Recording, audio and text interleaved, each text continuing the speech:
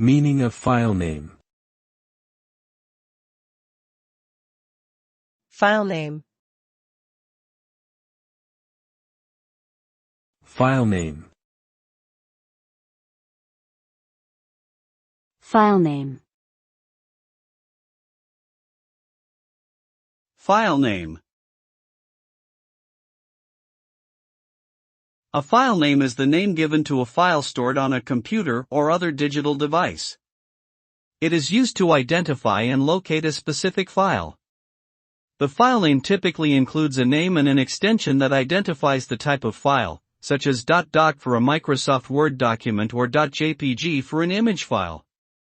A filename can also include other information, such as the date the file was created or modified. Overall, a filename is an important aspect of organizing and accessing digital files on a computer or other device.